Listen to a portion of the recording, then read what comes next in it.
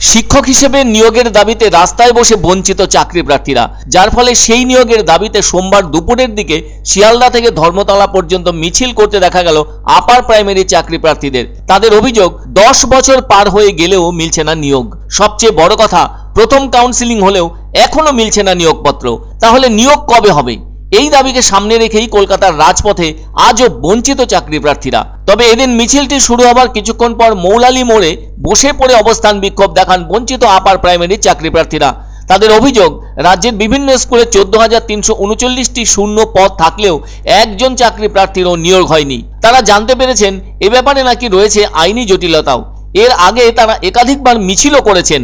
অন্যদিকে ধর্মতলার মাতঙ্গিনী হাজরার মূর্তির পাদদেশে 445 দিন ধরে ধর্নারত রয়েছেন এই আপার প্রাইমারির বঞ্চিত চাকরি প্রার্থীরা, কিন্তু আজও মেলেনি কোনো সুরাহা। কিন্তু প্রশ্ন তো একটাই, কবে মিলবে সরকারের কাছ থেকে সদুত্তর? তবে একদিন দুদিন নয়, প্রায় 450 দিন ধরে খোলা আকাশের নিচে চাকরির দাবিতে অবস্থান আন্দোলন চালিয়ে আসছেন আপার প্রাইমারি চাকরি প্রার্থীরা, অথচ রাজ্য সরকার নিশ্চুপ। এদিকে নানাভাবে খবর মিলছে শিক্ষকের অভাবে স্কুলগুলো ধুঁকছে। কম সংখ্যক শিক্ষক দিয়ে চলছে বাংলা মাধ্যমের আপার প্রাইমারির আওতায় থাকা বেশিরভাগ স্কুল। প্রায় 14,500 শিক্ষকের পদ যেখানে ফাঁকা পড়ে আছে, সেখানে নিয়োগ যেন বন্ধায় পরিণত হয়েছে।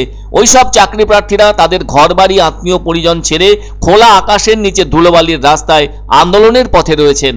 জানা গেছে এদের মধ্যে বেশ কিছু জনের বয়স পেরিয়ে গিয়েছে, ফলে তারাও দুশ্চিন্তার মধ্যেই আছেন। তবু চাকরি প্রার্থীদের যুক্তি, আন্দোলনের সূত্রপাতের দিন থেকেই নিয়োগের বিষয়টি ধরতে হবে সরকারকে। তাছাড়া তারা তো টেট উত্তীর্ণ হয়েছেন, সে কারণে টেট পাশের দিন থেকেও বয়সের বিষয়টিকে গুরুত্ব দিতে হবে বলে দাবি তাদের। আন্দোলনকারী চাকরি প্রার্থীরা বলছেন তাদের হকের চাকরি থেকে সরকার বঞ্চিত রেখেছেন তাদের। দেখতে দেখতে তো অনেক দিন ধরে তাদের চাকরির দাবি জানিয়ে ধর্ণা আন্দোলন কর্মসূচি পালন করে আসছেন চাকরি প্রার্থীরা। পুজোর দিনগুলিতেও তারা একইভাবে রাস্তায় কাটিয়েছেন এখনকার মতো। তাদের যুক্তি, সরকার যে যে দিকগুলি চাকরি পাওয়ার ক্ষেত্রে থাকার কথা আগেই জানিয়ে দিয়েছিল, সেই দিকগুলি তাদের রয়েছে। সবচেয়ে বড় কথা, টেট উত্তীর্ণ হওয়ার বিষয়টি ছিল তার মধ্যে প্রধান। সেই যোগ্যতায় তারা পৌঁছলেও কোনোভাবেই সরকার তাদেরকে নিয়োগপত্র দিচ্ছে না। তাদের দাবি, তারা শিক্ষক হিসেবে যোগদান করতে চান, কেননা সেই সব যোগ্যতা তাদের আছে। ফলে এদিনও তারা শিক্ষক হিসেবে নিয়োগের দাবিতে শিয়ালদা থেকে ধর্মতলা পর্যন্ত প্রতিবাদ মিছিল করলেন।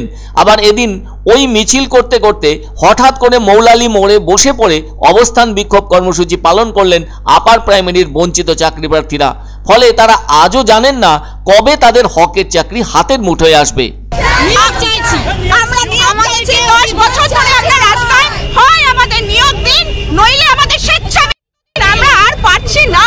আমাদের স্কুল চয়েস হয়ে গেছে